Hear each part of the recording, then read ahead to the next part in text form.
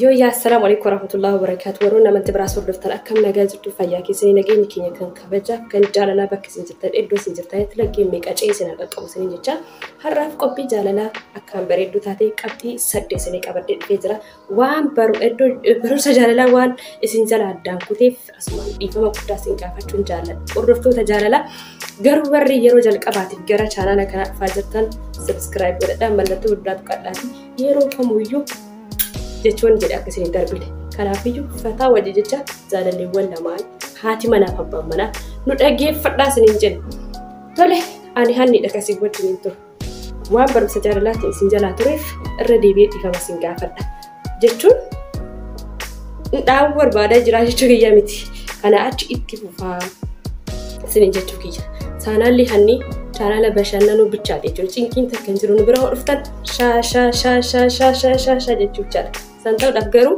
warri haarawaa taatan subscribe godhadhaa achumaan immoo viidiyoo like gochuudhaan dhaggeeffadhaa viidichaa gadhumaa tole uummata qashtii tokkoffaa irratti jaalalleen kan kee kan dhugaadha si jaalatu kan abbaa manaa gaarii si ta'uu danda'u kan immoo abjuu boruutiif abdii si godhate jechuudha si dhaggeeffachuu jaalata irra deddeebiin isin barsiisa maaliif yeroo tokko namoonni keenya amaloota namootaa osoo hin beekne tidaariidhuma ijaaruun hin danda'ama erga jedhaniin ijaarumaaf fiigan jechuudha garuu dhaabbatanii amaloota namootaa addaatti godhanii beekuun barbaachisaadha jechuudha saniifiyyuu tokkoffaa irratti waan ati jettuun si dhaggeeffata namoonni tokko hin dawwala kan sitti hin hajamne jechuudha maalinni haasoo kan kee qubna garatti ilaalan odoon sitti haasa'aa jiran jechuudha waan biraarratti kuratii godhan yookaan nama biraatti haasa'aa jiraatu danda'anii yookaan sitti haasa'aa jiran barreeffama wayii ilaaluutu jira yookaan immoo baqqanii jira miti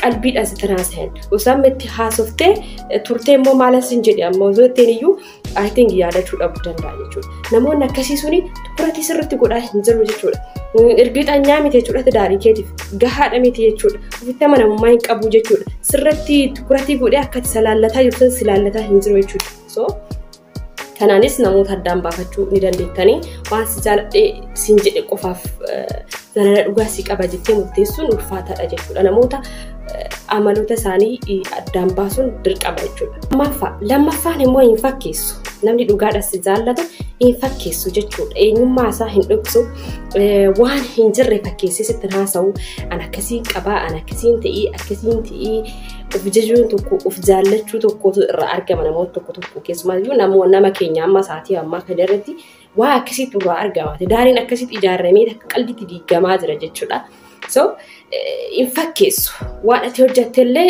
dhugaadhuma sitti hima malee wanti kun dogongora jedhee dhugaadhuma sitti hima malee hin fakkeessu hojii isaas hin fakkeessu sitti eenyummaa isaallee sitti hin fakkeessu bakka dhugaadhaan wanni qulqulluudhaan eenyummaa isaatiin sitti dhiyaataa jechuudha kanaaf amala fakkeessummaa hin qabu jechuudha jaalallee dhugaadhaan si jaallatu yookaan immoo abbaa manaa siif ta'uu namni yaadu sitti hin fakkeessu jechuudha tokko fidee miti jechootuma hin taane sobuma jiru kana dhugaa fakkeessee namni haasa'u ni jira jechuudha so sitti hin fakkeessu waan hundumaayyuu dhugaa sitti hima jechuudha akka daa'ima har'a dhalatteettis ilaalaa jechuudha wanta gaarii waan dhugaa sitti haasa'u waan gaarii si barsiisa deema bakka gaarii akkatti ooltu barbaada ni jira miti akka ati gana amma dhalattee akka waan afaan barachaa jirtuutti waan gaarii si barsiisaa deema jechuudha namni gara fuulduraatti si ta'uu danda'us si barbaadus sadaffaan immoo tiyyoo maanni beektaa badii sirratti hin qabatu balleessaa keetii irratti kuratii hin godhu waan xiqqashuu wayii si jalatti ni gochuudha dhiirri tokko ni jira ammati fakkeenya sii dawwaluu danda'a suuqii gankee biizii ta'uu danda'a itinke ati ilaa biraa qabaachuu dandeettaa I think namni tokko jechuun hin ulfaata osoo dogongoruma keessa jiraatee dogongora keessa si baasuu danda'a jechuudha namni akkasiisu namni gara fuulduraa si barbaadu jechuudha maaliif sirratti kuratiin godhu maaliif ati nama yaaduu danda'uudha sirmaayyuu keessatti dhiyaateef ati nama yaaduu danda'uudha nama pilaanii nama qabu barbaadu waan taatuufi taatee kan kee amaneef inni keessatti dhiyaate saniifiyyuu yeroon dogongoruma keessa jiraattee nama biraattuu haasayaa osoo ati jiraattee ilaalchi isaa sun balleessaa ati keessa jirtu san keessa si baasuu danda'a jechuudha kana jechuun kiyya balleessaa keetii irratti hin qabamu jechuun kiyya waan mati qisu takka fakkeenya fama yoo sirkiin kee bisita isa haasofte eebelu haasofte shakkii ijraa messi shakka jechuudha shakkiin jechuu kiyyaa miti shakkuu mirga qaba eessa haasofte jedhees gaafachuu mirga qaba garuu tukuratii irratti godhee waa'ee masaniitii irratti rakkinni uumuutti jira waa'ee masaniitii irratti rakkinni uumee siin gargar ba'uu barbaada jechuudha qalbeeffadhu namni akkasii suni boruu siin barbaadu namni boruu si barbaadu osoo beekuyyuu jechuudha osoo beekuyyuu si madaalarra jira miti reenni amma maasii fakkaate ati nama balleessaa keessan irratti tukuratii osoo godhee onnee isaa irratti qabateetuma baqa akka gadootti qabatu ni jira baasee si gaafata baqa wanti akkanaa kun akkana ta'e wanta kanaan sirraa hin fedhu jedheet ifa godhee si gaafatee daandii sirrii ta'e irratti si gorsaa jechuudha. Humna dhugaadha si jaallatu jechuudha. Si gorsaa jechuudha. Maaliif namni dogongoree jiru sibiilli kun dogongora ilma namaati dogongoruu dandeetti. Kanaaf gorseet gara daandii sirriitii irratti isii deebisuu danda'a jechuudha namni jaallatu. Isinii galeemi balleessaa isaan birratti tukuratii godhee isii dhiisuu fa'a waan akkasiitu jira. Kun sababa barbaaduudha malee jaalala dhugaatiin jechuudha. So yookaan keessi isaa akka barbaadi akka isii barbaada hin jirreetu irraa calaqqisaa jechuudha namoota akkasiisan. Namni dhugaadha si jaallatu akka daa'ima dhalatteetti si gorsata. Daandii sirriitti akka deemtu si godha. Gaafa san jaalala isaaf horachuu dandeetta. Maaliif daandii isaa sun sirriidha waan ta'eef jaalala isaaf onni irraa qabaachuu dandeetta jechuudha. Garuu hin jedhe taanaan badiisa sanarrallee isin deebisuu badiidhumas dabala malee. So akkasitti adda baafachuun dirqama. Arfaffaan immoo maalni beektaa si kabaja. Namarrattis ta'ee sirratti illee iddoo guddaa siif qaba keessisaa. Akkuma keessisaa iddoo guddaa siif qabu jechoota babbareedaadhaan akkasii kabaju ibsata jechuudha. So abbaan manaa kan keessi kabaja jechuun siif waan guddaa fi waan guddaadha qabeenya caaluudha jechuudha. Yeroo ammaa kana keessattuu tukuratii kan goonu shamarranis ta'ee dhiirillee nama bareedu nama mallaqa qabu. Kuni garuu zeeroodha. Kuni tidaarii hin ta'u. Kan tidaarii ta'u jaalala dhugaa siif qabaatu fi amanamummaa siif qabaachuudha jechuudha. So kabaja siif qabaachuudha jechuudha. Kabaja inni siif qabu sana gaafa hiriyoonni kee argan kabaja inni siif qabu sana faamiliin kan kee gaafa argan hangam takka gammadan maybe amala osoo qabeenya qabaatee kabaja takka siif qabaachuu baate akka sareettis ilaalee hiikamaa sii qaba qabeenyatti qabu. Hiikamaa sii qaba bareedinni qabu. Hiika hojiitu sii hin qabu zeeroodha jechuudha.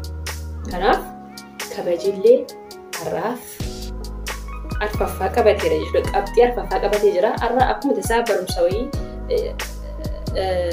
matsaafa wayii seenee dubbisee qabxii daga kanarraa qabadhee seenee dhufe jechuudha. Hordoftoota kiyyaa sirriitti waan arsiin jedhu tukuratii godhaatii irratti hojjedhaa jechuudha. Jaalalleewwan keessan dhimmifachiisinaa abbaa manaa keessan dhimmifachiisinaa nama hojii deemaa jirtan tokko amala isaanii sirriitti addaan baafadhaa osoo tidaarii keessa hin seennetti. Kanaaf chaanaalli keenya waa akkana isin gargaaruudhaan beekama. Chaanaala keenya subscribe gochuudhaan gaafii waan isin ta'e immoo biyyoo koomenti jedhatti nu gaafadhaa jechuudha. Shanaffaan immoo daandii ofii si jaallata. Faashina ofii si jaallata. Faashina hiriyaan isaa baasee si jaallatu. Faashina intarneetii baasee si jaallatu. Uumaa isaan si jaallata. Akka rabbiin uumee amalli isaa ajajeen si jaallata jechuudha. Fakkeenyaaf haa jennu gelaayee ta'eetii fi hiriyaanis yoo ilillii bitee fi siifillee isiin isii argiteetti itti qannaata minaamin jedhee ilillii bitee gaaf siifillee itti gammaduu qabdaa? Yaa itti gammaduu hin qabdu. Maaliif namarraa korrooje malee sammuu isaan ajajne jechuudha. Karaa ofiitiin si jaallachuun murteessaadha. Faashina ofii fayyadamuun murteessaadha. Waan sammuun isaa ajaje hojjechuun murteessaadha. Sammuun isaa waan gaarii ajaje hiriyaa kiyya. Jaalalleen kiyya sammuun isaa waan gaarii ajajee hojjechuu danda'a. Argite borullee na boonsa jettee yaaduu qabda malee ebaluuf godheeraan ebaluuf manasii godheefiira anaafillee naa godhamuu qaba jechuun dogoggora guddaadha jechuudha. Kanaafiyyuu waan akkasiisanillee ilaaluu qabda jechuudha. Gaafa ala halaalu taatee aluma laallee hafna. Maaliif okoloomiin keenya akka isaaniitii miti. Gammanni keenya akka isaanii miti.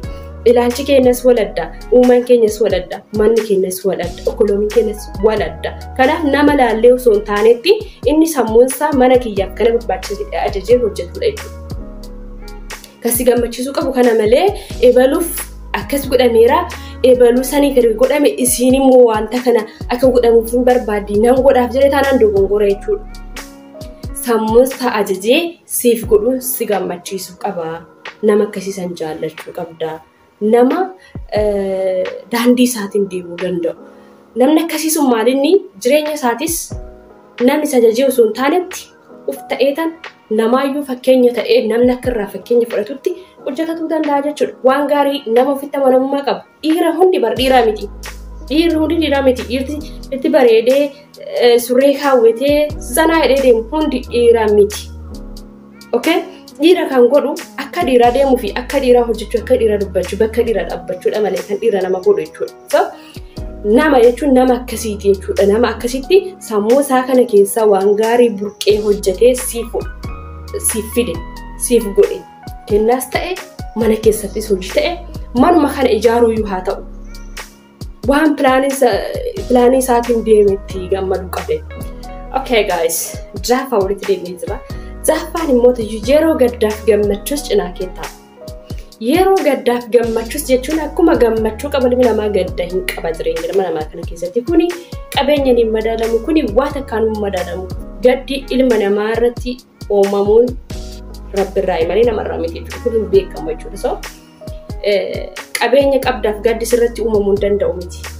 Okay? Maaliif firri kee du'uu danda'a? Ati mataan kee du'uu dandeetta. Okay? Gaafa duuteyyuu namni seenaa jaalalaa kee qoratu jira. Namni abjuu kee kaleessatiin jiraatu jira. Namni dhugaadhaas hin jaalanne gaafa duute san danda'u gammachuutti dhagahamuu danda'a. Namoota tokko argineet beekna jechuudha. Maaliifi waan laayivii mataa isaa jiraatutu isa yaachisa malee isii duute isaa yookaan isaa du'e itti dhagahamu jechuudha. No, jaalalli dhugaa. Gaafa inni iyyuu du'e lubbuun osoo hin jirre gaafa inni iyyuu du'e laayivii isaa kaleessaa san abjoota kophaa jiraatan malee namatti hin dabalaman. Jaalalli dhugaa isa kanaadha. Kana duratti akkati gootu si godha jaalalli dhugaa. Jaalalli sobaa amma akkasii kanaan jechuudha. So walumaa galatti kan gaddaaf gammachuu kee sirraa qoodachuu danda'u. Kan giziyaati gadditu namni yeroo sirraa dheessuuf firasiif ta'u si dhukkubuu danda'a. Balaan addaa sirra ga'uu danda'a hin beekamu. Kan gaafsan firasiif ta'u Rabbii gaditti kan gaafsan firasii ta'ee cinaa dhaabbatu isa ta'uu qabaa jechuudha. Isa kana ta'uu isaa immoo ergixannaa hagatatti itti hormuu hin qabdu jechuudha. Fuudhuus hin qabdu jechuudha. Nama gaafati kolfitu bichaa gaafati gammaddu bichaas jaalatumaa si godha hiika takkaasiin qabu. Maaliifi gaafa tokko gadduun keen oolu gaafa tokko mootuyyuu rakkinni sirra ga'uu keen oolu gaafa rakkinni sirra geessan jaalallee kan keessuun si dhiisaa jechuudha. Kanaafuyyuu maasii godhadee jaalallee gaafa gammachuu bichaa oomata akka faayidaa akkasiin qabu jechuudha. Namoota akkanaas addaan baafachuun dirqama isin ta'a jechuudha. Hordoftoota chaanaalii kiyyaa Jaaffaan kana fakkaata nama gaddaaf gammachuu keessarraa qoodamuu danda'u. Gaddi kan kee akka gadda isaatitti isa gaddisiisu. Gaddi sirra ga'e akka gadda isaatitti onnee isaa cabse akka onneen kee cabeetti baqa akka lubbuu tokkootitti wal ilaaltu jechuudha. Lubbuu fi kan akka lubbuu fi si ilaala jechuudha si jedhamti. Gaddi isaa sun guutumaa guutuutti gadda kan kee gaddi isis kanaan chillee barumsa jaalalaa isinii itti fufaa jechuudha. Gaaffii yoo qabaattan saanduqa koomentii jalatti nuuf kataba. Garuu gaaffii yoo hin qabaanne immoo waan isinitti tole nu barreessaa. Like gochuun irraanfatinaa viidiyoo. Kanumarraan iyyuu sababii itti badee fi piiniitu iyyuu hin deebiin isin dabbara viidiyoo hojjechuun jechuudha. Kanaaf piiniinis naaf deebi'ee jira. Ijoolleen keessan naaf dhiphataa baay'ee isin galateeffadha. Asumarraan immoo namoota baay'ee galateeffachuu barbaadu baay'eetu jira. Maqaa isaanii yeroo biraatiif viidiyoo biraatiin isin qabadhe dhufa waa'ee piinii kiyyaa irratti baay'ee itti argite. Galata guddaa qabdu baay'ee isin jaaladha. I love you. Viidiyoo like gochuun irraanfatinaa. Gaarii qabaadha. Bomboo jaa.